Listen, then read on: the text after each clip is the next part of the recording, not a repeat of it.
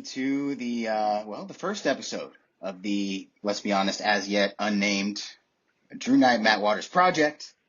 I'm Dallas Dickinson. I'm, kind of the MC here. I'm hosting up, doing a little traffic control. That's all you need to know about me, though. This is a sports show. We talk mostly sports here. It's not that we don't care about other stuff. We care about other stuff. We have other interests.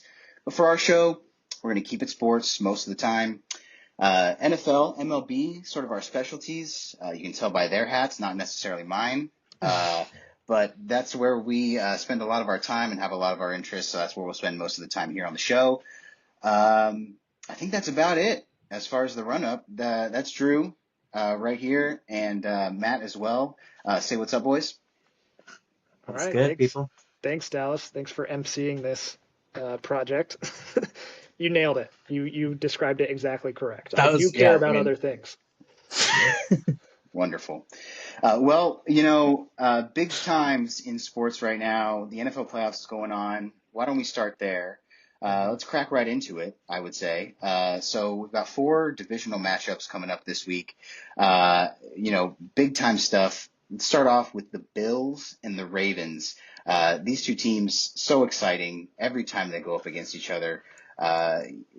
What is this matchup going to bring us this time around? I mean, I am very excited for this game. The regular season game, if I'm remembering correctly, was actually a bit of a blowout, with the Ravens absolutely killing the Bills, which doesn't seem right based off how the seasons went. But I mean, it's the MVP duel, right? Like these are, to my knowledge, the 2 betting favorites to win MVP. I think it's going to be really exciting. Who's the host who's hosting this one? Is it the Ray? Buffalo. No, it's Buffalo. Hmm. Okay. I mean, I think that low key could even play into. I mean, obviously the sound is a factor here, but if we're talking weather, I think that plays into Baltimore. I think they're going to be the more physical team. I mean, how can you stop Derrick Henry and Lamar Jackson? I mean, we saw last week gosh, what was it, like 15 straight runs, and they just drove right down the field and scored. I mean, it looked like a drive from an Army game, right? Army Navy. Like it, if you can't stop them, it's 4 yards at a time, just gash, gash, gash, and they just go. I don't know. I'm really excited. That's probably. I mean, I'm a Rams fan, and that's probably my game I'm looking forward to the most this weekend. Yeah, I was going to say that same thing. I mean, I'm a neutral observer at this point with my Broncos being eliminated last week. But that of all the matchups, that's the one that's the most exciting. Like you said, 2 MVP favorites going against each other. It's going to be a cold one. It looks like in Buffalo, 22 degrees. I don't know about snow. It doesn't look like there's going to be necessarily snow on the ground, but it's going to be cold. It's going to be hard to, move the fingers and everything. And the 2 teams that can run the ball pretty well, obviously, Baltimore can. They have Derrick Henry, they have Lamar Jackson. But beyond Lamar Jackson, Josh Allen is the best running quarterback in the league, in my opinion. So it could be high scoring. You were right. Earlier this year, it was week 4. The Ravens kind of took it to the Bills. Mhm. I don't take a ton of stock in what happens that early in the season. Um, I mean, it's not meaningless, but I don't know if it has a lot of bearing on what happens this weekend. I think, though, it's going to be hard to stop Derrick Henry and Lamar Jackson. Um, and you do have to stop both of them. And Yeah. so I Let would me. take the Ravens winning kind of a uncharacteristic game for both of these. I don't know if it's going to be a ton of points. But I would take the Ravens in this one. I think I'm taking the Ravens too. And I mean, I'm looking back at this box score, and obviously you got to watch the tape, but sometimes the numbers are enough to kind of know what happened.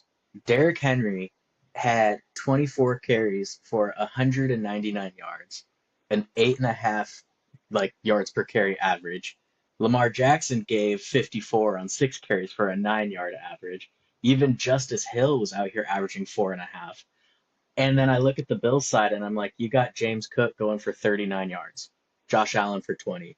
That's early in the season, totally different teams. I think I think that's pretty standard. You get to playoffs and you're seeing entirely different teams than what you saw in the regular season, but it kind of leans into what we were talking about already, though, is it's going to be cold. They're going to be handing the ball off. They're going to be running the ball. Call Allen and Lamar a wash if you want, right? They're different skill sets, great runners, each of them. But take the tier behind that, you're looking at Derrick Henry and James Cook. That's obvious to me. And no disrespect to James Cook, he's a great No, running back, no, but yeah, the Ravens had the number one offense in football this year. The Bills had the 10th, and the Ravens, did a lot of that on the ground, which plays right into a game plan for a cold weather game like this. Now, I'm not going to be shocked if the Bills pull it off. They're two evenly matched yeah. teams, and they're at home, but I think I'm not pulling for, but I think I see the Ravens coming out on top on that one. Yeah, I agree. I think like you said, low scoring potentially. Just I think both teams are gonna try and shrink the game. They don't want to give the other team a lot of opportunities. So if you run the ball, control the clock, it could come down to a turnover, right? Like it's whoever keeps control. I think that's really going to be it. But I also think I'm siding Ravens on that one. I'll take the Bills just to be different. Oh, he's different. You know, He's I don't, I different. don't, I don't have much, I don't have much to say about it, but I'll take the Bills here. I love Josh Allen, man. I just Oh love yeah. Josh Allen. I think he is playing some of his best ball ever this year. His career path just, makes me smile every time I think about it. You had a guy who, people really counted out there the first couple years. Here's a guy. Yeah, I Now did. I did here's a a here. I guy. did. I did a here's a guy. That's the first here's a guy of the podcast. All right, there's going to be more. There's going to be more. It's coming. It's coming Cheers up to right many now. more. Yeah, absolutely. But he people counted him out because they thought he was error prone, too risky, and then he really settled in the last few years, and he's become just one of the best. And so you know what? I'll take Josh Allen and those Bills.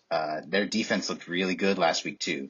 The Broncos are not the Ravens, but their defense looked like they really knew how to handle business last week, and they went in with a great game plan. I anticipate them to go in with a great game plan this week too. So you got two Ravens, and I'm on the Bills, so we'll see how that ages. And a little fun tidbit about that game is, Lamar Jackson, Josh Allen were both the 2018 draft class, and you had 5 first-round quarterbacks that year. Those were the last 2 taken, but the first 2 taken also made the playoffs this year. Baker Mayfield with the Bucks and Sam Darnold with the Vikings. The odd man out is Josh Rosen, who never Rest in did peace. never did anything. But that's one of my favorite, and I mean, like, that's not a hot take or anything, but one of my favorite draft classes ever because there was just so much quarterback talent and so much debate before that. And it's cool to see Josh Allen out of Wyoming succeed, and it's cool to see Lamar Jackson, who people like wrote off as a running back or hmm whatever. Um, Lamar has multiple MVPs now. Josh Allen's had a lot of success. I think that's really cool to see. What's crazy too is even, two MVPs aside, like, what was it, even 2 years ago, he was set to be a free agent and No that one he got wanted him. franchise tag. Yeah, every single team passed up on the opportunity because they'd have to, what, give up a first round pick to get him from the Ravens. Yeah, yeah, and that And was after there's, one of his MVPs already. yeah, and it's like, yeah, I mean, you're talking about how many teams are suffering at the hands of an average quarterback or just don't have a quarterback, and it blows my mind that teams were unwilling to give up a little capital, to give up a little salary cap, and get an absolute superstar. And that means Like every team, because I believe he was the last pick of the first round he when he was, was drafted. the Ravens traded up to get him, So every team passed on him in the including the draft, Ravens. in the draft, and then every team passed on him again when they had a chance. Yeah. Obviously, be giving up more at that point, but it's like, it's strange. But here he hmm is, obviously one of the most successful quarterbacks in the game right now. Yeah. Absolutely. So speak of MVPs. Let's stick in that vein and stick in the AFC. Our next matchup, Chiefs and Texans. You got C.J. Stroud taking his show on the road to Arrowhead with the number one seed Chiefs somehow. Here we go. I saw an interesting, they do all kinds of, stats on the broadcast these days, but, I saw an interesting thing. It was, teams with, who, haven't, have scored I think 23 or 27 or less points a game, all year long. And it was, the Patriots, Raiders, and then the Chiefs were there as well. A lot of these bottom dweller teams and the Chiefs as well, who only lost a couple games this year. So, And CJ one of Stroud them and was his their gang, JV team lost, right, week Hmm. right. 18. And one of them doesn't even count. So yeah, CJ Stroud and his gang go face the Chiefs. You feeling maybe something different this year about the Chiefs, where they might get, you might get knocked out early? What do you guys think? I mean, it's your division, Drew. I don't know if you have a strong Well, opinion on this one. my take with the Chiefs is that I'm not going to be fooled by the Chiefs. And last year, I thought they were mediocre, and they weren't. Their record showed they were, I think, 10-7 last year in the regular season, or 11-6 last year in the regular season. This year, they're 15-2. Both years, I thought the Chiefs are not that good. Patrick Mahomes, you never count him out. Blah blah blah. But the weapons around him are not what they used to be. There's been a lot of injuries on that side of the ball. Um, But the thing is, if it's a close game and it's the fourth quarter, the Chiefs are going to win almost certainly, uh, and that's the Patrick Mahomes magic. Now, if they win this week and go on to whoever they have to play, Bills or Ravens, I think the Bills and Ravens are better football teams than the Chiefs. But I don't think the Chiefs' magic ends this week at home against the Texans, who no disrespect to the Texans either, but I don't think they're in the same tier as the other powerhouses in football. Um, and CJ Stroud, I think, has, a Super Bowl in him at some point. I just don't know if it's this year. So I'm going to take the Chiefs. I don't know if they're that good, but I think they're going to pull out a win. And that's what I'm going to think until they don't. Yeah, no, I mean, I agree. At this point, it feels foolish. It feels like you're chasing a hot take to bet against Mahomes. Like, he is kind of just that dude. And I mean, we're talking, two MVPs in that other game routinely just lose to this guy every year in playoffs. So, the most exciting matchup is still not the number one seed. These guys were underwhelmingly the number one seed somehow, like you're saying. Um, I just think it's interesting how we move forward into this. Like, the Chiefs' offense doesn't look great. Like, it doesn't look scary. And the defense doesn't ever seem dominant. And yet you look and they just have a great turnover differential. They have great point differential. And all of a sudden they've put up, 28 points on you and you're sitting there with 10. And you're like, how did this game turn out this way? I feel like we were in it. And I foresee that being what happens to the Texans. I mean, that Texans offense has struggled this year outside of, some flashy Nico Collins and Joe Mixon games. It hasn't, the consistency hasn't been there. The explosiveness that CJ Stroud brought hasn't been there. And granted, the injuries and all that, but injuries are just, that's sports. You can't you can't make that excuse. Everyone's got their injuries. So I think it's got to be Chiefs. I don't think there's much debate. I'll be happy to be surprised on that one. I won't be, too choked up, but how can you? Like, I don't know. There's not much analysis to that, right? It's the Chiefs, and until someone proves me wrong, it's them. Right.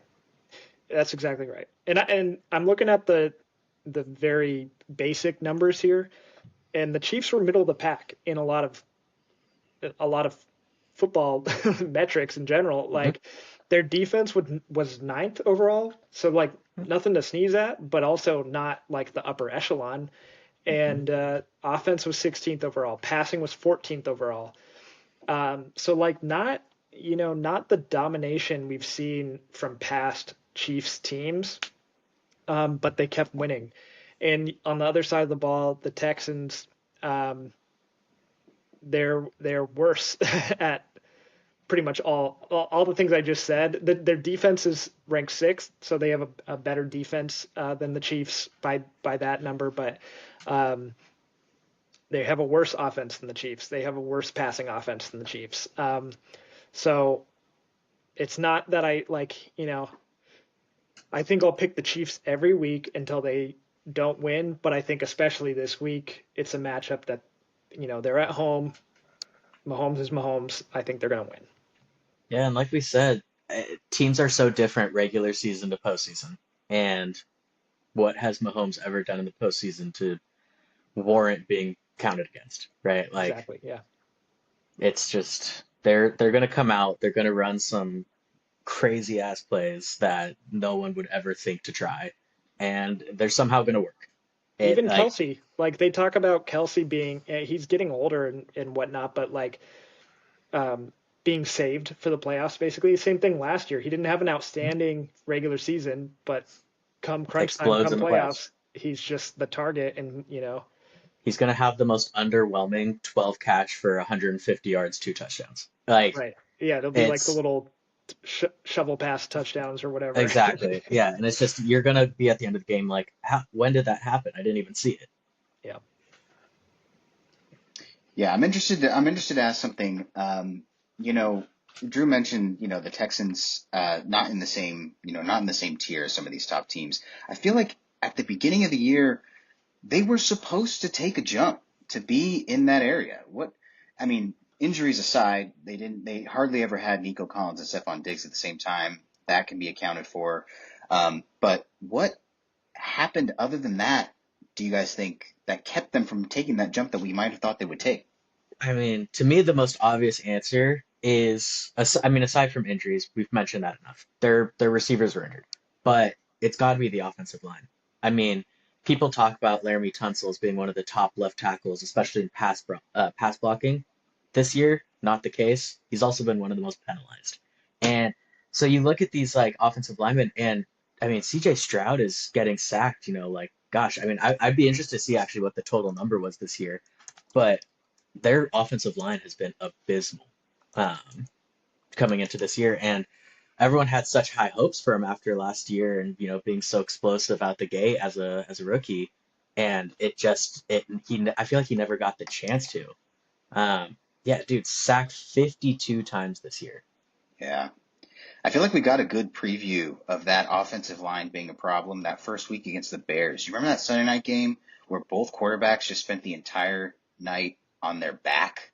Hmm. That was the thing where I think David Carr sent out a tweet, that night that was like, "Hey, I'm getting flashbacks over here. I need to turn this game off." You didn't know who he was talking about because Caleb Williams is the rookie, like he was, but Hmm. CJ Stroud is the Texan, like The he number was, one pick. and And yeah. yeah, and both quarterbacks spending the entire night on their back. So I think you're onto something there. I think the offensive line plays a big role, and I think we saw that even from week one, I just from also, right off the jump.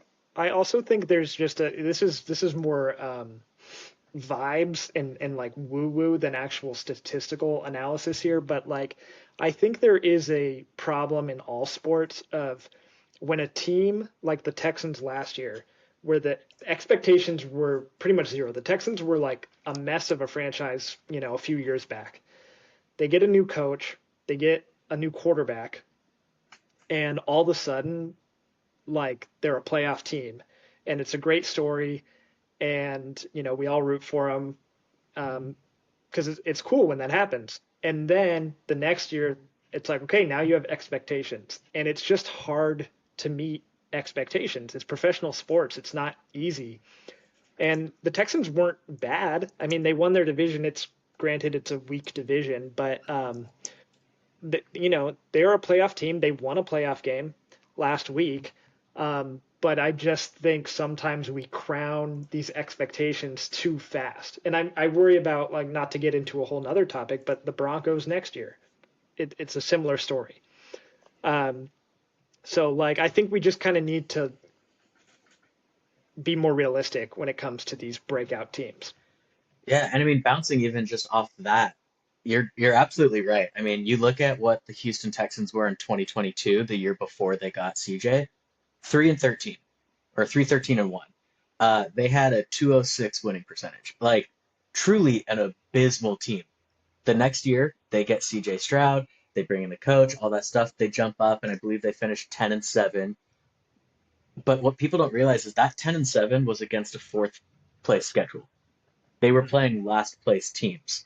And I think people fail to recognize that when teams have down years or when teams overachieve. It's hard to continue that success against what is inevitably going to be a harder schedule, Yeah, right? from It's last to first, that's a big jump. it's hard to stay at the top when you go from having to schedule the Giants, having to schedule the Jaguars, to all of a sudden you're having to face the Eagles. You're having to face, some of the top teams.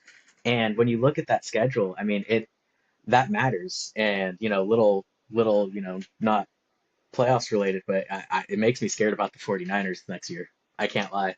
49ers got a fourth place schedule. It's true. Yeah, That I don't even want to. sucks. I don't even want to talk about that. That makes me That that makes me sad. sucks. Um, But yeah, great. Well, I'll take the Chiefs too. Although I think I'll mention the Texans secondary looked like gods on earth last week against the Chargers. So that is an interesting challenge for the Chiefs wide receivers who are outside of DeAndre Hopkins, not very good. So moving over to the NFC, we're going to take on those matchups now. The Eagles took care of business against the Packers last week, so they will now host the Rams, who again, just beyond taking care of business, absolutely beat the snot out of the Vikings on Monday night. So Eagles and Rams, this is a fun one, I think, because of how well the Rams are playing. So what do we think about Eagles and Rams? I mean, I can go. Please cut me off when you need to. I can talk about this game for hours. I'm all in on the Rams, baby. We're gonna beat the freaking Eagles, dude. We're gonna go into their house and we're gonna stomp on them. I actually can see it happening. I mean, last week they took care of business, and if you mean take care of business, I believe there was a number that was shown, and it was almost 90 minutes surpassed of real time between Jalen Hurts completions. Almost 90 minutes. I mean, you could watch our whole show, and then he would have completed his next pass. And you look at the Packers. Jordan Love threw 3 picks. They looked terrible. I think it was a Christian Watson was out, and I mean they were just getting hurt. The only good thing the Packers had going was Josh Jacobs. That defense is getting cooked. Um, I don't know. I Things look weird there, and the meme comes out where you see AJ Brown sitting on the bench reading a book, just tuned out of the game. I don't know if you guys saw that, but like middle of a playoff game and you're just on the sideline. Coach is talking to the other receivers, trying to get them looking at stuff on the tablets, and you're cracking open a book. Like, I don't know if that book is football related. I don't know if he's reading some, fantasy high fantasy novel, but I don't know what he's into. No shame what he's into. But you're reading a book in the middle of a playoff game. We've already seen that they've had some locker room issues with AJ Brown calling out the game plan. He wants the ball. He's a little bit of a diva, an earned diva, but a little bit of a diva. And I don't know. I see a world where this game looks a lot different than it did in the regular season. I don't think the Rams are going to give up 300 yards on the ground to Saquon. It's going to be snowing. That's what the prediction says is it's going to be snowing there in Philly. And the Rams have really made a transition under Sean McVay these past few years. We are not the explosive, go out and put up 30 plus points a game on you. We are a young, hungry defense. We invested a lot into our offensive line, and we've got running backs. I mean, Matthew Stafford might only throw the ball 18, 20 times, just be efficient, pick up first downs, but I think this is going to be a game won or lost in the trenches. And then on top of that, the two guys who wrecked the Rams in the regular season are both out. Brandon Graham and Nakobe Dean. They combined for almost 20 pressures against us. They were absolutely dominating our backup tackles. We've got our starting tackles now, and they're going to their backup defensive ends. So when I look at those matchups, I mean, all the things that went against us the first time around, I don't think are going to be the same this time around. And trying to be unbiased, I do think the Rams have a path to victory here. fully biased, I think we're going to kill him. So I don't know. I trust Sean McVay with my life. I will name my firstborn after him. So I I'm gonna take. I'm not gonna go complete opposite, but I'm gonna ride the fence a little bit here because I do think these are two teams that are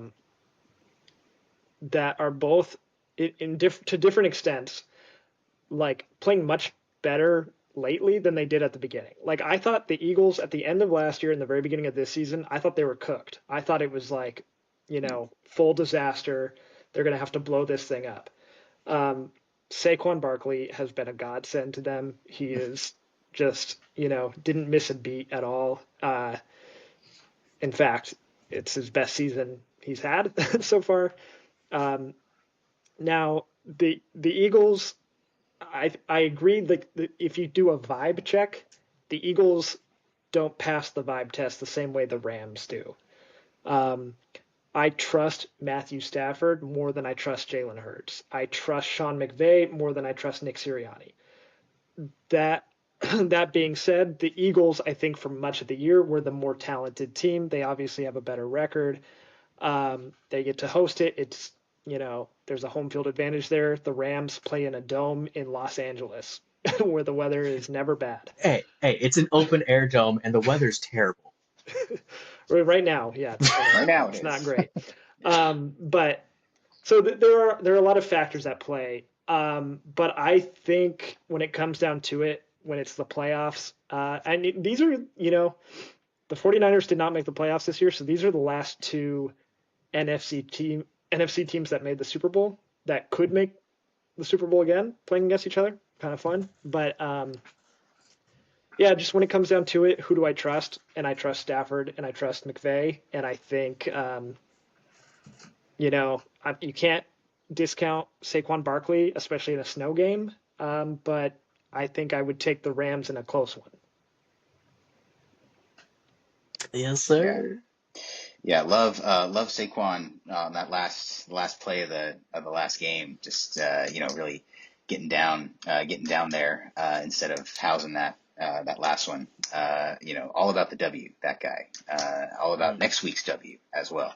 But I think ultimately I'm going to take in a game like this. I would take guys over teams, and I like Stafford, and I like Cup, and I like McVay, and those are guys that I know I can take.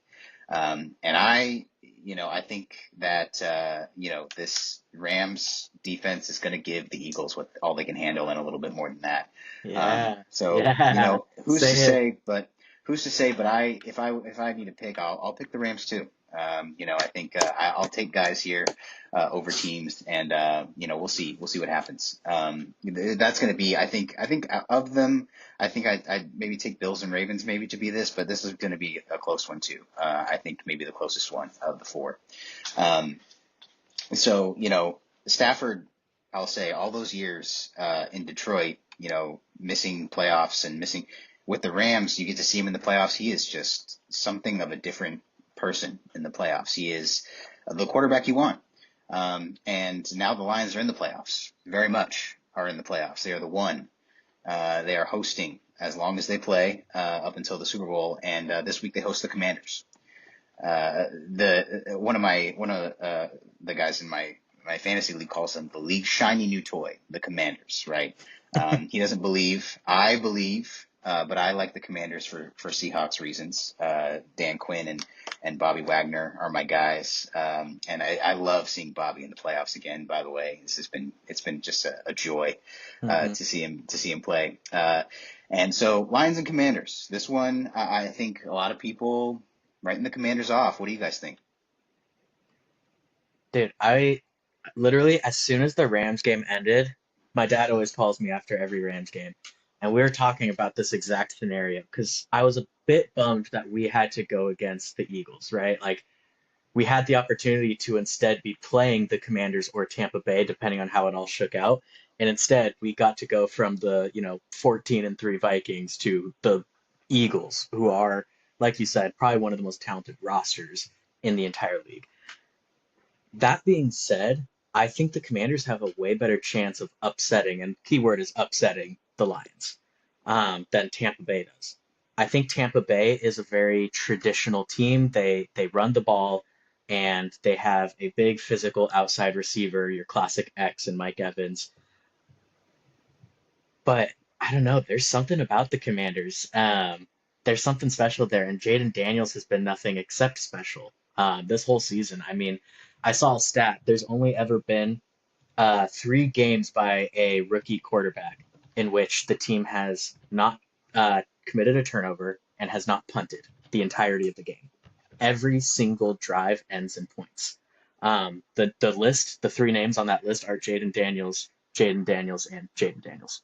Um, he's creating his own lists. Like that's got to mean something, right?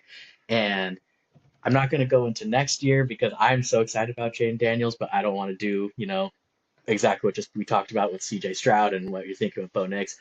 But for this year, I'm glad it's them that gets to play the Lions. That's all I'm going to say because the Lions are a juggernaut. There's nothing else to it. They're getting David Montgomery back.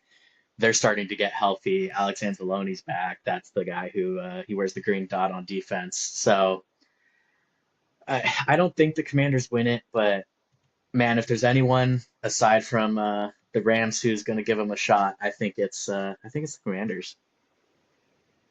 That's how I see it. I you can take my football knowledge with a grain of salt, kind of, but I think it might be the Lions' year. I think not to get ahead of ourselves, but the offense just runs so smoothly. Uh, Dan Campbell coaches exactly how I used to play Madden 05 on my PS2.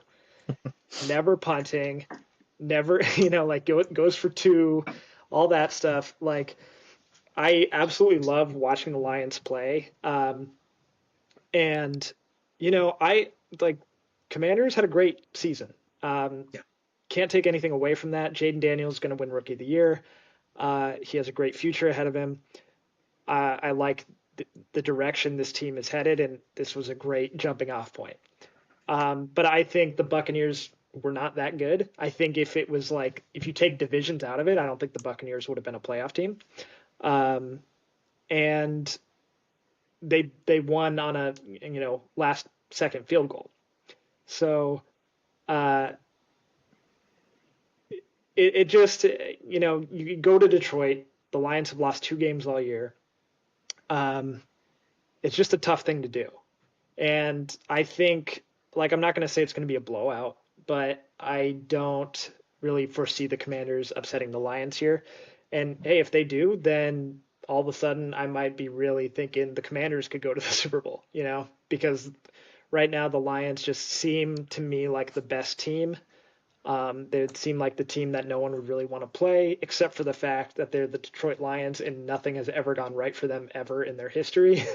Hmm. So, um, you know, maybe there's some magic at play that they just are cursed or something. But I do think the Lions are the best team. I think they're the better team in this matchup, and I think they. I'm not going to say no sweat for them, but I think they'll come out victorious. Yeah. I mean, one counterpoint I'll bring up is Jared Goff has seemed to struggle when you get to the biggest moments. And I love Jared Goff. I have nothing but respect for him. He is one of the pillars that turned around our franchise, right? Like nothing but the utmost respect. There's a reason Sean McVay traded him out. There's a reason he traded him plus picks to get him out. Um, and it's because it showed up in playoffs. It showed up in the Super Bowl when we couldn't even score 12 points to beat a Patriots team. Um, it's it's an issue that I've seen time and time again. And I think to myself, some of the teams that have always played Goff the best come from that Shanahan tree. Like the defensive guys, you think about D'Amico Ryans. I mean, the Texans are the team that had 5 interceptions this year against them. Um, and they really took it to him. And you think about the familiarity of the NFC West. Do we not think Bobby Wagner has kind of a legacy game this week? I mean, If you're talking about going out on top, old NFC West rival here, and you have a chance to shut down his magic season, the pretty boy, the last year before his contract sets into effect, and I think the Lions might actually start taking a step back. It's Bobby Wagner, dude. I've watched Bobby Wagner destroy us for years. I love Bobby Wagner, and I hated how much I loved Bobby Wagner because of how much he killed us. And I mean, Dallas, you're a Hawks fan. You can attest to this too. Bobby Wagner, for all the praise he got, is probably one of the most underappreciated middle linebackers of a generation. I genuinely think I would put him up there with the Patrick Willises, right? I'd put him up there with the Fred Warner of like right now. Like he is that dude. He is that dude. And I don't know. It's like you're saying, it's hard to root against or hard to vote against the Lions. They are good. They are the number one seed. They put the league on notice for sure. I don't know. I like buying into the magic. I want to feel something again. I think that your point stands, like for sure. Sean McVay chose Matt Stafford over Jared Goff, and I think at the time of that trade, that was anyone with a brain would have done that. And I think even still, yeah, you'd probably take Stafford over Goff, but that was not the same Jared Goff that we've seen the last 2 years. And I don't think it's like 100% he's a different person, or maybe like just the pieces around him or what have you. But like I was one of many people who wrote off Jared Goff, and I just like we're seeing a more confident Jared Goff, I think. And I don't think, you say he crumbled in big moments. I don't think that's what happened in last year's NFC Championship game. I think I saw receivers dropping fourth down conversions, and I saw the defense just completely give it up to the 49ers in the second half of that game. And so, if that second half doesn't go 100% in the 49ers direction last year, we could be talking about the Lions coming off of a Super Bowl appearance. And so I don't know if that's necessarily a fair comparison of Goff crumbling in the big moments, because I also think everyone's a choker until they aren't. That's kind of like I don't really buy into the notion that certain guys are built for the playoffs and certain guys aren't, because I think every year 31 teams don't win the Super Bowl. You know, Yeah. so I don't know. Like it's playoffs, it's NFL, anything can happen for sure. But I just have a hard time picking against the Lions here. Yeah, I think that's absolutely fair. One counterpoint I'll bring up, and we can move on to a different matchup here. But you say this is a different Jared Goff than the one that we saw in LA. You would say this is the best season the Lions have had. They lead the NFL in offensive points, right? I mean, it's their best season. It's literally the best record they've ever had as a franchise. Yeah, absolutely. Uh, the offensive stats are almost identical to his 2018 run, where he couldn't score 10 points in that Super Bowl, right? And we Yep. got I mean, we got absolutely blown out by the Bears. The Bears. he made So it it's to the Super Bowl though. Like but I mean, I'll just say, and it could be the same thing, dude, because you know what? The Rams absolutely had Todd Gurley. We absolutely had a dominant offensive run game. And that's what he's got with the Lions too. So I hope the best for Jared Goff. If the Rams aren't in it, I could be happy with Jared winning. I don't know. We'll see. and he's not We'll going to be see. playing a Bill Belichick led defense uh, in these playoffs. No, he's going to be playing that Dan Quinn led defense. Yeah. Hey, the Pete Carroll tree We're all remains we're remains all the alive. 12th man this week. Yeah, that's right. The Pete Carroll tree remains alive, and Dan Quinn, he's keeping it going. Canales too down there in Carolina. Let's not slight it. But yeah, I like the Lions too. I like the Lions here. Dan Campbell is the nerd in Jock's clothing. He is, the foretold head coach who, let's go on fourth downs every time, and it's a thrill to watch. I think this game will be better than people think, though. Maybe though I have seen the Lions just absolutely toy with teams that are better than the Commanders. So we'll see how that Lions offense comes out on this weekend. I think they got to start fast because if you give the Commanders a little air, you let them stay in it. Hmm. They win these close ones, and so we'll see how that one goes. So, it's going to be a great divisional week in the NFL. Sort of the height of the NFL action going on right now. Every game means a ton. And the MLB is in its transition phase between seasons, right? This is the sort of post-winter meetings, pre-pitchers and catchers reporting timeline here in January. We still have, though, some pretty recognizable names on the free agent market.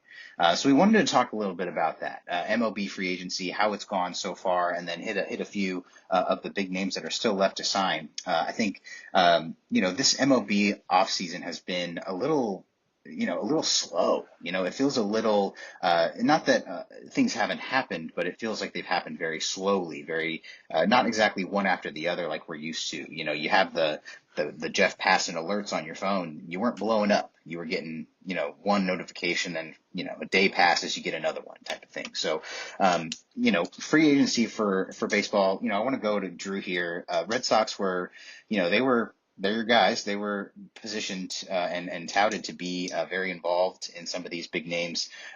Generally speaking, how do you rate this free agency so far in comparison to others that have been that have gone on recently? Yeah, it's an interesting one because it's kind of a combo of both types of off seasons we've seen. Where I remember before the 2019 season, the two big free agents were like 26-year-old Bryce Harper and 26-year-old Manny Machado, and they didn't sign until February and March. And it was like, what's going on? These are these are generational players here. That didn't quite happen this time. There was one guy who was the free agent of all free agents. That was Juan Soto, and he signed the eve of the winter meetings. So relatively early in the offseason, like that's a fairly normal time to sign. And you kind of thought his signing would open the floodgates, and it did for the winter meetings, and then it kind of stalled out, and then there was a few around the holidays, and then now we're kind of in another stalling period, and there are still a lot of names out there. MLB Trade Rumors, the website, shout out them because they are the best. They had they do every year they do the top 50 free agents that according to them, and they do predictions and all this. But I went back to that article, and there are still 20 of their 50 top free agents that are unsigned, including 4 of their top 10. And they didn't even include Roki Sasaki in that list because at the time they didn't know he was going to be posted. So there's a lot of talent to be had. Sasaki's an interesting case because he's not a typical free agent. He can't just sign for the most money. So I say we start with him. He reportedly has already narrowed down his field to just 3 teams.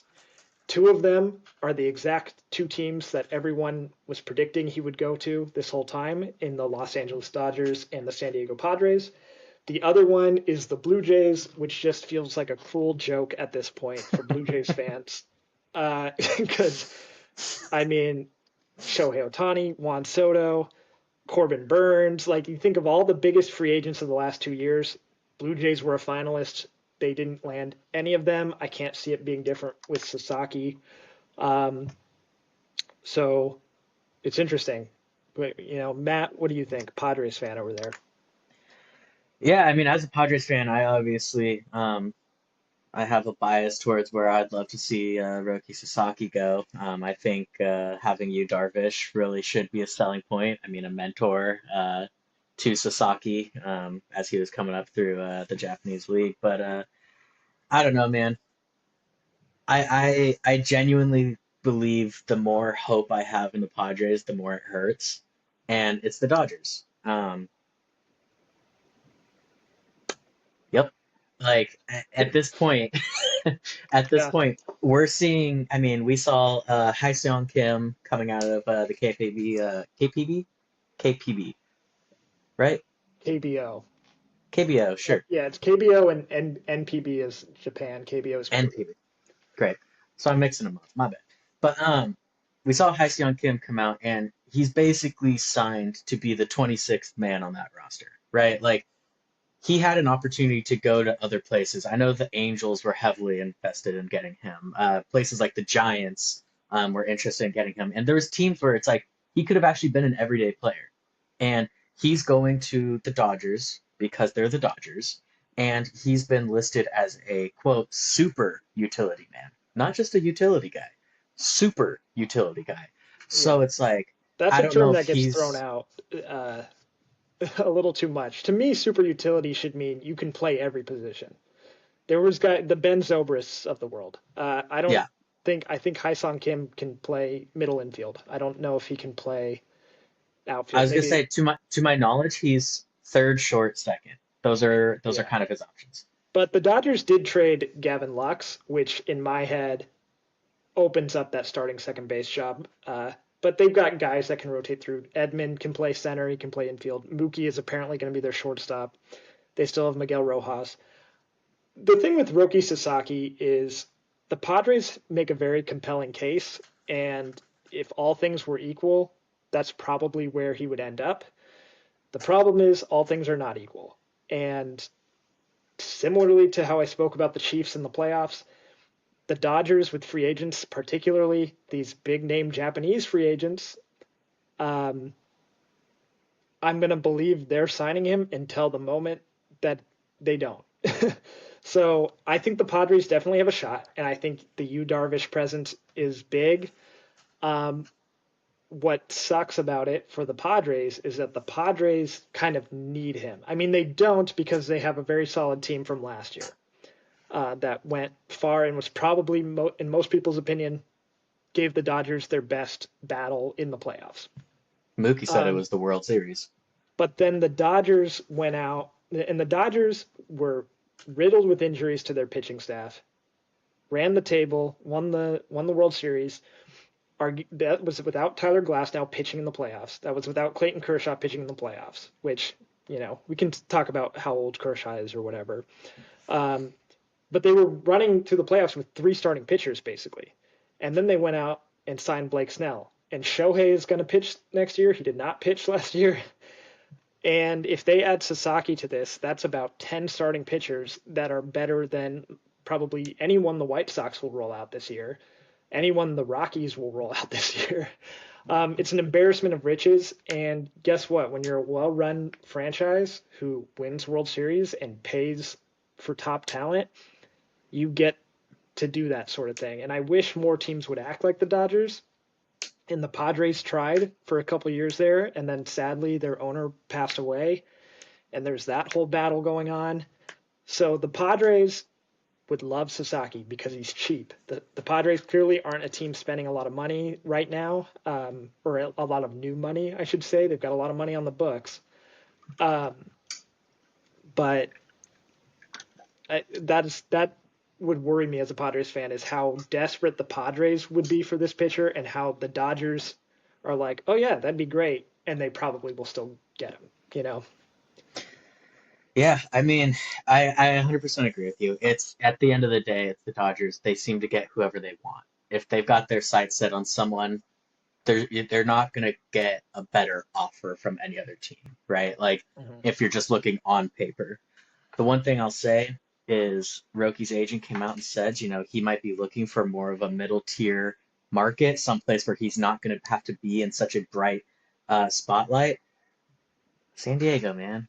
It's beautiful Yeah, down there. It's and peaceful. It's sweet. And the fans, I mean, they already sold out season tickets. And we're going to be setting, attendance records again. And it's like it's kind of like the big small town, if you will. Like you've got the big energy, you've got the insane crowds, you've got the medium-sized market. You would be able to be a star without having to be in LA, right? And I don't know. I wish Roki could see this because the Dodgers are going to destroy your elbow. They're going to tear it up. Yeah. Over and over, they're going to tear it up. And Ruben Niebla is one of the best pitching coaches in the entire MLB, in my opinion.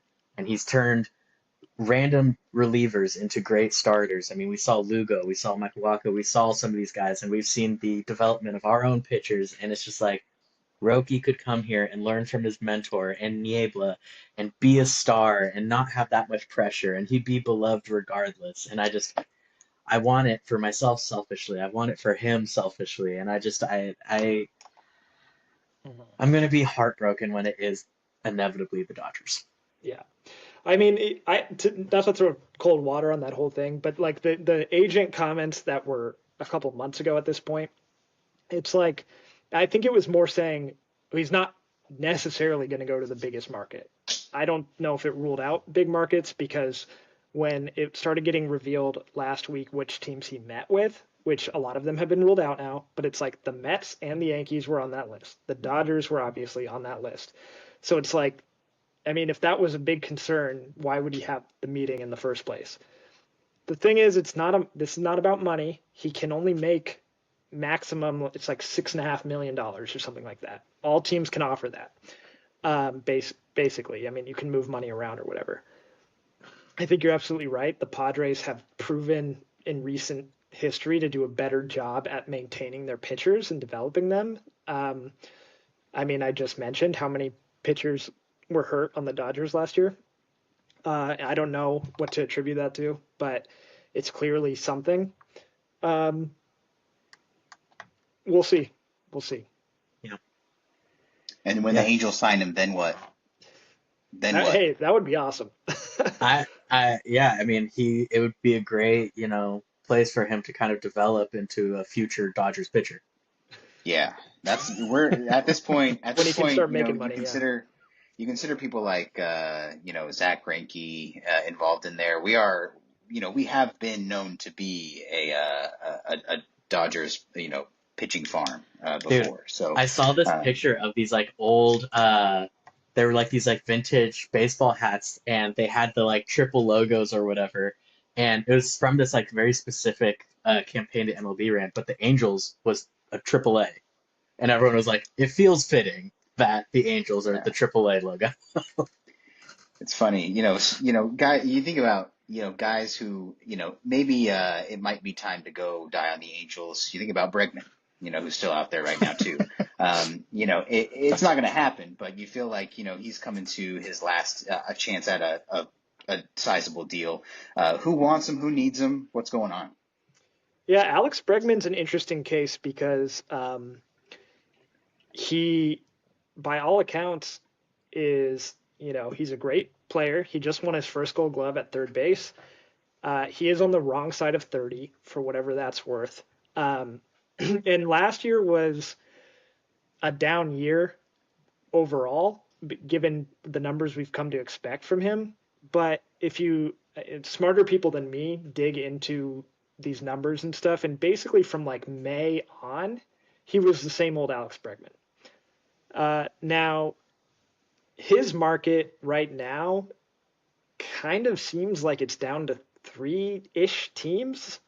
It's not the same with Sasaki, where we know for sure that there are three teams, like, out of Passan's mouth, and that's it. And if his market doesn't materialize the way he hopes, there's could always be a surprise team. For example, the Diamondbacks were not in the discussions for Corbin Burns, and guess who signed Corbin Burns? So you never know.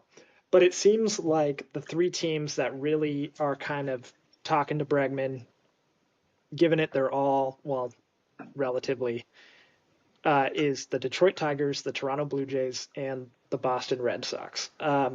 Now, giving it all, giving it your all is relative because I don't know if the Red Sox are really full out pursuing him. I think they're still in it because to be honest, I think he's interested in joining the Red Sox.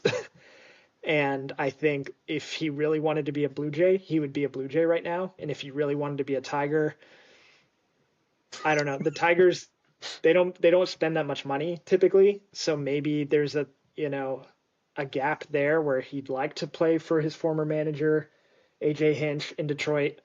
Tigers had Jace Young play third base last year, it was his rookie year. Um, Solid, but Bregman would clearly be an upgrade. The Blue Jays are begging anyone to take their money, and no one's doing it. So, I mean, unless they're the last team standing with a ton of money, I don't really see them going there. Which brings us to the Red Sox, and similar to Matt talking about the Rams in that playoff game, I could talk forever about the Red Sox, so feel free to cut me off. But Red Sox are interesting because Dallas said at the start of this thing they looked like they were poised to spend a lot of money. So far, they have not really done that. They've spent money on fringe starting pitchers, Walker Buehler, Patrick Sandoval. They spent money on a couple relievers that were a little bit of head scratchers. Justin Wilson, I mean, that's hardly any money. And then Aroldis Chapman is getting $10 million from the Red Sox this year. Kind of strange. And their big splash was a trade for Garrett Crochet, which he's very cheap relative to what they hope he produces. So they really haven't dove into this free agent class head first like it seemed like they wanted to. I think a lot of their talk early in the offseason was before Juan Soto signed, and I think they really did make an honest and earnest effort at signing Juan Soto. And at the end of the day, Steve Cohen opened his wallet and said, take whatever. And so that's that. But it's been disappointing kind of as a Red Sox fan to see this happen where there's a lot of quality talent out there and they're not going for it. Now the fit is interesting because he's a third baseman and the Red Sox best / most expensive player, Rafael Devers, is a third baseman, but he isn't particularly good at defense.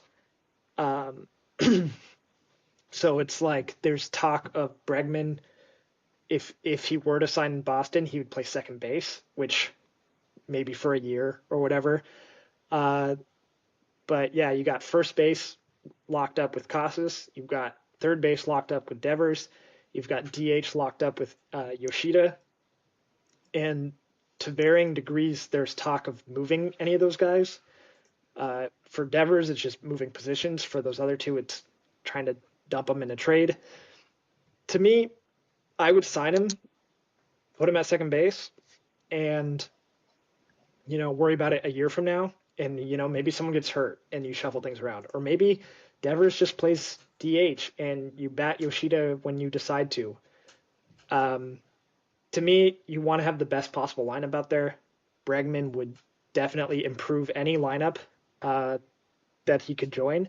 Mets are still a wild card there, where like if they don't get Alonso back, which we'll talk about him in a minute, they could jump in and throw some money at him. But at the end of the day, I think it would be a really good fit in Boston. I think it'd be a really good fit in Detroit, and it's just a matter of who's going to finally give the contract that he's looking for. I have a question for you, kind of going off of that. You said, you think you thought maybe Bregman wants to be a Red Sox, and that's why, that they're in that final list. You don't know, whatever. Do you think there's a chance that the Red Sox are kind of hesitating because they still might be in trade talks for Arenado? I think those two are obviously related in the sense that they play the same position. I don't think Arenado would be holding a Bregman signing back. I think the Arenado trade always seemed a little funny to me because, let's face it, he's worse than Alex Bregman. The Cardinals are trying to unload him in a salary dump situation. I don't know. Like that's a thing where Arenado cannot play second base. Like that's out of the question. He would be your third baseman. He's one of the greatest defensive third basemen the game has ever seen. So that's one where you definitely would have to do some shuffling. And if you're trading Casas for Arenado, not that would be a straight up, but like that just seems if you're switching out Tristan Casas's bat with Nolan Arenado's bat in your lineup, you're getting worse. And I don't like that idea very much.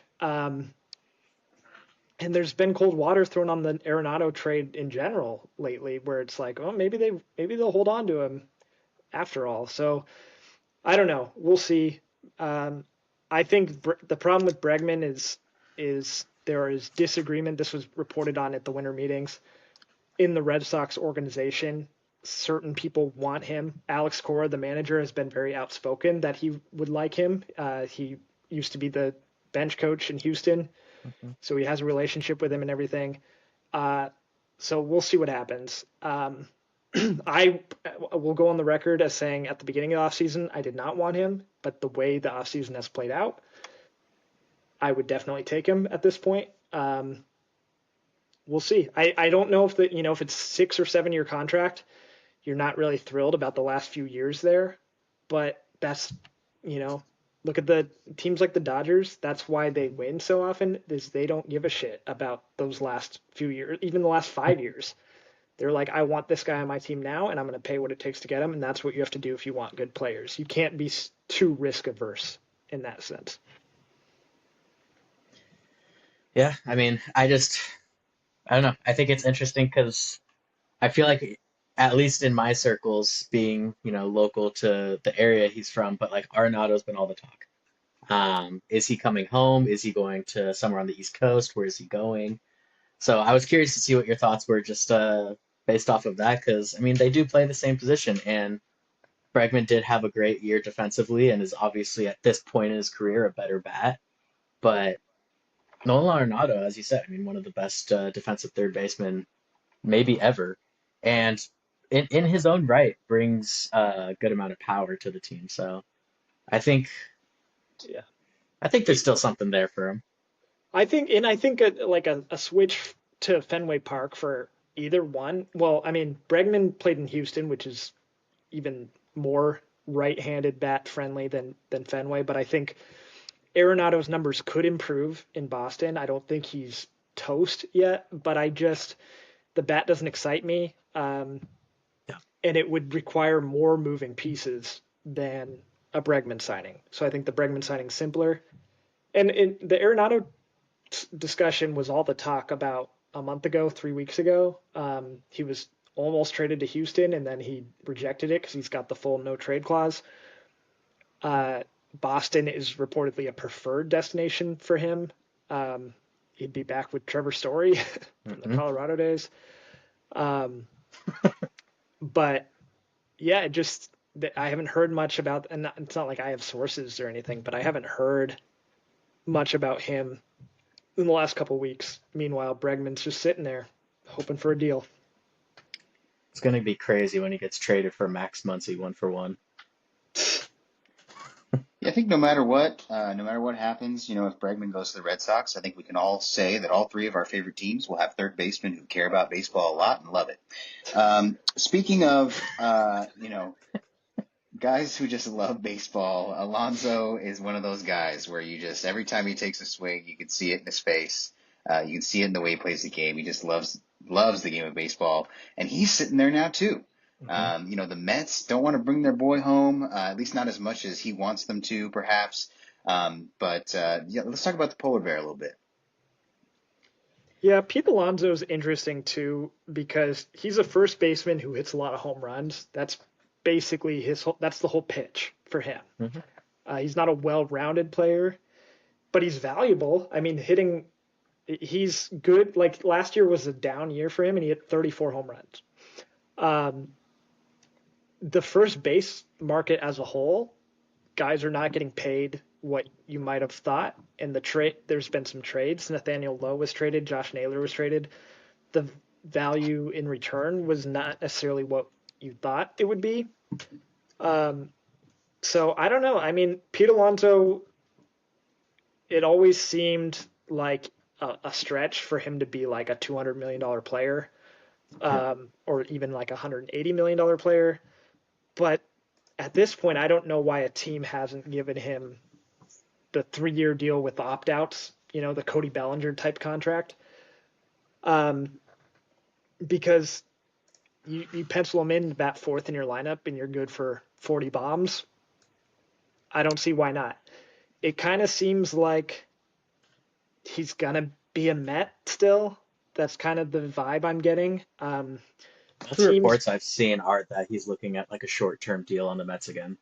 yeah. So, and I think if he's getting the same offer from multiple teams, I think the Mets would have an advantage there. Um, He'd have Soto in front of him. Giants are reportedly interested. The power is not going to play as much in San Francisco. Um, I mean, he'll still hit his bombs because he's just one of the best pure power hitters in the game. But it just always, it's interesting because the talk about Steve Cohen and the Mets is that they have an unlimited budget, but they signed Juan Soto to that massive contract, the biggest by far in baseball history. Now they also had like 3 open spots in their starting rotation, and they filled it with bringing back Sean Manaea, signing Clay Holmes, the reliever, to be a starting pitcher, and uh, Frankie Montas, who's coming off a pretty bad year. So it's like, wait, do you have unlimited resources? Because why didn't you sign Max Fried or Corbin Burns or Blake Snell if that was the case? So I kind of think that's overblown. I think he had his sights set on Juan Soto and made sure he got him. Um, that being said, like a 3-year, $90 million contract for Pete Alonso at this point, I don't see why not. I kind of think, I don't know how soon, but I think it plays out where he just winds up back on the Mets. Um, Giants, sneaky. I always kind of have pulled for the Mariners to sign him because the Mariners have done absolutely nothing this offseason to improve their team. They need pop and they need a first baseman. Seems like a good fit. I don't buy that they would sign him, but yeah, So you're telling interesting. me you're telling me the big spenders over in the athletics organization aren't going to pop on him either? Yeah, I mean, well, they've outspent the Padres. yeah, Padres. I think there's 5 teams that haven't given out a major league free agent contract this And that would be offseason. us. Padres are one, which there's clearly a mess going on. There's a whole lawsuit going on over there. Mariners are one. They haven't even really made. Oh, I don't know. They just signed Donovan Solano, so that might be a It major was league that contract. was that was it was like 4 million. But yeah, these teams that there's so many of them now. It's just so frustrating. Like, just spend some money, and that goes for big market teams. That goes for small market teams. All of them could afford to do it. The A's, to their credit, have spent. To their discredit, they were basically told that they had to, or there would be a grievance filed against them from the Players Association. Um, so they gave out their biggest free agent contract ever in Luis Severino. I Ace. I'm interested. The A's are sneaky this year, and we'll talk about this in a future episode when we kind of preview the season. But They re-signed Rooker, right? they signed him to an extension, Yeah. so that's money on their books. hmm He's legit. So yeah, back to Alonso though. I think it's going to be the Mets. I think the first base carousel has gone on, and almost every team has their guy. The Mets still don't. I and I think they're either going to sign Alonso, which is the more likely scenario, or if they don't, maybe they'll make a big splash for Bregman and move Mark Vientos over to first base. But either way, just it's kind of a surprising offseason for both those guys. Do you think the Mets could make a move like what they did with Bryce Harper? Because I mean, he's Juan Soto sucks in the outfield. If we're being just very blunt, Yeah, he's not good at catching a ball. Juan Soto is destined to be a DH. It's just not yet. I don't think he'll ever be I don't think they'll try to make him a first baseman. I think the only reason the Phillies did that with Harper is because the Phillies made their whole offense terrible fielding outfielders, and so it's like, well, if Harper DHs, then you got Schwarber and Castellanos roaming the outfield. That's not really wise. Harper's an athlete, so um, and he's become one of the best defensive first basemen in baseball right now. So hmm I don't see Juan Soto ever moving to first. He's got the size. I mean, I don't know. I think he'll just go straight to DH when the time's come. I think he's got a few more years in the outfield, probably better suited for left than right. But You think all that money's worth the DH? I do, and here's what they because the similar conversation happens with Rafael Devers because there's been a lot of talk if you do trade for Nolan Arenado or if you sign Alex Bregman, Devers can move to first and you can trade Casas for blah blah blah. Or Well, just put Devers at DH? yeah, to me, put Devers at DH. Don't even bother because he's not a good defensive third baseman. Maybe he could be a good defensive first baseman. It's an easier position, but it's like why even bother? In my opinion, and the discussion of like, well, but you can't pay that much money for a DH, but you can pay that much money for a guy who cannot field, who brings negative value to the defensive side of the ball. You're paying him for his bat. That's the case for Juan Soto. That's the case for Rafael Devers. That's the case for Bryce Harper. It was the case for Mike Trout. The case for Aaron Judge. All of them, they have varying degrees of defense, but you get paid to play Major League Baseball if you can hit, and those guys hit. And you're talking about Boston here, where our like in recent times, our all-time legend was just a designated hitter, David Ortiz, and one of the greatest ever to do it. And we had no problems with paying him. I mean, he didn't get these Juan Soto contracts, but we had no problem paying him to just hit the ball. So it's a position for a reason. I say take advantage of it. No need to bother with defense with those guys. Yeah, I think I agree with you. It's just it feels like Juan Soto broke the tier system. Like he's making 700 plus million on this contract, and it's like no one's even come close to touching that outside of Shohei Ohtani, Which is who's fake. It's not even Shohei's well, contract is not sure, even sure, nearly 700 million. sure, but you know what I'm saying, right? Like Yeah, it's when you're talking about the actual number, we're talking about the comparison of contract is between a guy who's both the best hitter and pitcher when healthy versus a guy who's like a really all-time great hitter and can't catch a fly ball. yeah, And they're getting actually more money for the guy who's a good hitter and can't catch a ball.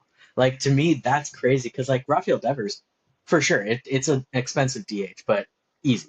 That's an easy decision in my head too. I fully agree with you there. I just the Juan Soto thing. I feel like if you're gonna spend that much money, you have to find a way to make him more valuable than just his bat. Like I don't like otherwise, I mean, he'll still go down as a great player, but I'm just like, if he truly does just fall into he's a DH and cannot be anything else, I don't know what that means for future contracts for players because there's going to be great hitters who are also at least average in the field. Juan yeah, Soto might be like bottom 10% of outfielders in all of MLB. yeah. I think the thing with Juan Soto that you have to think about with his contract, is he worth the 765 million that could potentially be over 800 million if if he opts out and then the Mets decide to opt him back in or whatever. No, he's not worth that money. No human being is worth that contract. But it was a matter of getting him, first of all. Yeah. The bidding goes up when you're bidding against someone. That's just the way it goes. It seemed like Shohei, obviously there was other bidders, but it seemed like Shohei cared less about the dollar amount. Clearly, I mean, he deferred so much of it that he's making 2 million a year at first. But like he wanted to be sold on the team.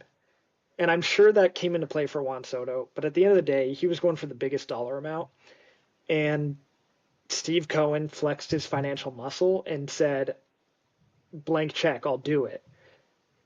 Is he worth it? No. Is it worth having him? Yes. And it only matters as much as it prevents them from doing other things. So is it preventing them from doing other things? It's too early to tell. As far as paying him that much and then only playing him at DH, I still think we're a good 3-4 years away from that happening. Not that, I mean, their coaches are sure going to try, I'm sure, to make him a better defensive outfielder. I'm sure many coaches before have tried. Um, and I just don't like, yeah, you could maybe move him to first base in a few years. Maybe he could be fine at it, but like then you're risking potential injury, learning a position you've never learned, all that. It's like you're paying him for his bat at the end of the day. The bat, like, there's all the different parts of playing baseball. I think it's a mistake to count them all as equal. I think offense is far, far, far more important than defense in terms of an individual player. You can't have 9 Juan Soto's out there fielding. That would be a disaster. But you have one of them, or even 0 of them, if he's just hitting, you take that for your lineup. So I agree with the sentiment, but at the same time, it's like, the money's the money, and he's getting paid for his bat no matter what. So if he's eventually a DH, I don't think it's a problem.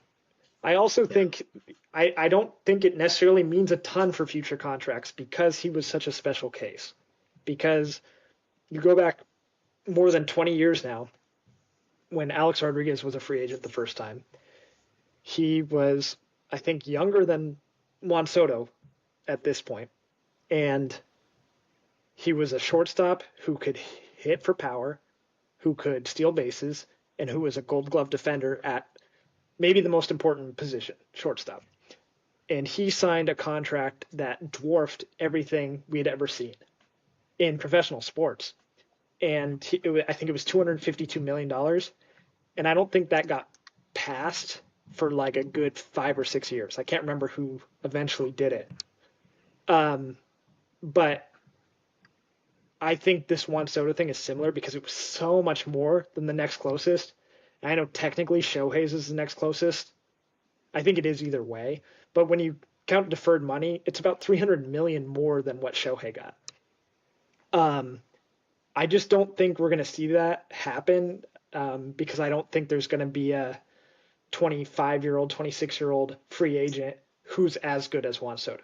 Now you've got Vlad Guerrero coming next year. He's going to be about, I think, going into his age 26 season when he's a free agent. He's going to make a lot of money. He could maybe have a top 5 biggest contract of all time. He's not going to get close to what Juan Soto got because he's just not the same hitter. He's not proven as much. And so I think it's a special case and we won't see it passed for quite a long time. Yeah, I mean, I think that's fair. It's just, yeah, I mean, we can move on. It blows my mind to spend money on someone who literally can't play half of the sport. Like, it's crazy. And last thing I'll say is, I mean, if the Padres can't make you a good outfielder, no one will. We have 3 non-outfielders all starting the All-Star game in the outfield. Well, Like, the Padres are all shortstops. You got to start with a shortstop yeah, because they're Profar, the Merrill, and Tatis are all shortstops Machado turned was a shortstop, outfielders. Bogarts was a Yes. shortstop, Cronenworth was a shortstop. Uh, the, that's the thing is like shortstops are the best athletes on the field. They it is a lot easier to teach a shortstop how to play another position than it is to teach an outfielder to like even be a good outfielder. I feel like, but Yeah. you can't teach someone to hit like Juan Soto. So Yeah. On Vlad Guerrero Jr., I'll just say Angels do the right thing. Absolutely. Do the right thing. dude, I don't want to leave there was reports about Vlad Guerrero. Like I think Bob Nightingale put out an article where he was like, he's probably going to be a free agent, which means he's probably going to be a Red Sox. And it's like, stop doing this until we've literally proven once that we will pay for a guy like this. And I would love it. Don't get me wrong. He has already said he'll never play for the Yankees because he's a hater, which, hey, I love Yes, that. sir. Yes, sir. And, I know his dad was obviously a legend, but many other Dominican legends played for the Boston Red Sox. So, hey, if it happens, that's cool. True. But Yeah. I don't want to leave the pitchers out. So before we close, a lot of the big ones, they signed. You got your Burns, you've got your Fried, you've got your Snell.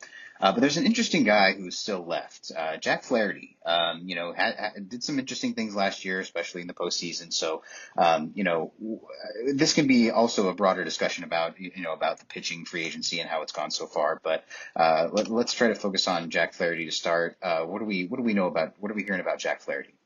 Well, my first question I would pitch is, and again, I have less baseball knowledge than potentially even both of you guys, but is he actually good? That's the question. Yeah, Mm-hmm. Jack Flaherty is interesting because he broke out in 2019, which is a long time ago now, and he was very, very good in 2019. We were different people back then. And then he spent about 3 years hurt and bad, and Mm-hmm. 3 or 4 years. And then 2023, he was decent on the Cardinals, got traded to the Orioles at the deadline, and was terrible. So last year, he had to take a 1 year kind of prove it contract. It happens a lot. And he was with the Detroit Tigers, and he was solid. He was a good pitcher. He wasn't like blowing the doors off anyone, but he was good. Good enough for the Dodgers to make a move for him at the deadline. He was great for the Dodgers. Um, was a big contributor to them winning the World Series. What's interesting about Jack Flaherty is he's only 29 years old. So he's been around for a long time, but like Blake Snell is 32, Mm-hmm. Max Fried 31, Corbin Bird's 30. They're all better, more proven than Jack Flaherty, but he's still pretty young as far as starting pitchers go.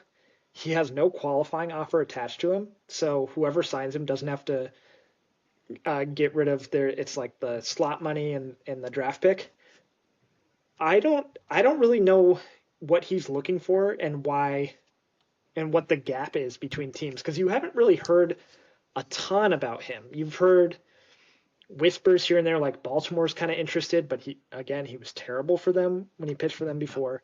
Uh, I think he'd be a great fit for the Giants, who have a solid rotation but could use one more proven guy. I just think if he's looking for the pitcher contract, the 6 year, 5 year deal, I don't know if he's going to get it because I think they're going to ask that exact question. Well, are you even good? Yeah. And I think there's numbers that are in his favor, and there's numbers that are kind of not in his favor in that sense. And so I think if someone gives him a 3 year deal, maybe even like an opt out kind of deal, where if he has a great year, he can try to make money again. I think he'd be a great addition to all these teams who kind of need more pitching and just haven't done anything yet. Um, so, like I mentioned, the Giants I think are a great fit. Toronto really wants to give somebody money.